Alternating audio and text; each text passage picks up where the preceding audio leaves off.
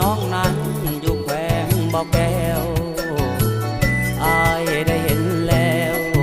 บ่อแก้วสาวงามนักหนาปากหวานหลายอายคำเว้าที่เขาย่องมาเป็นเพียงคำเว้าคำจาบ่งามดอกนาผู้สาวห้วยสา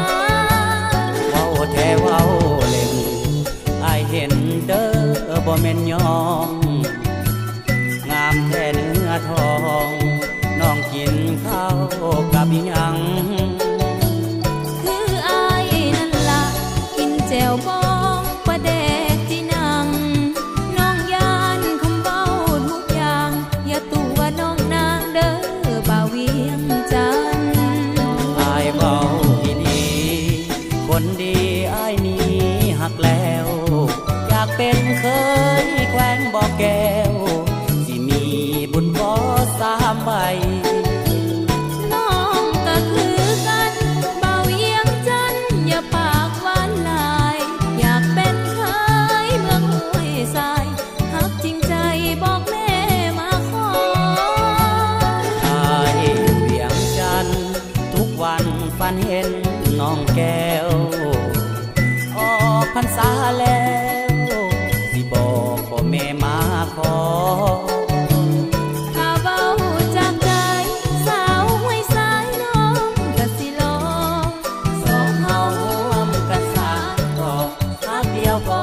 พอเวียงจันทน์บ่อแก้ว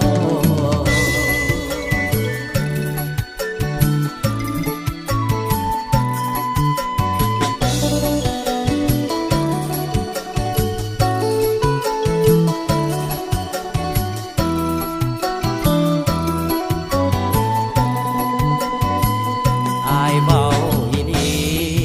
คนดีอายนี้หักแล้วอยากเป็นเคยแขวงบ่อแก้วสิมีบุญบ่3 ใบ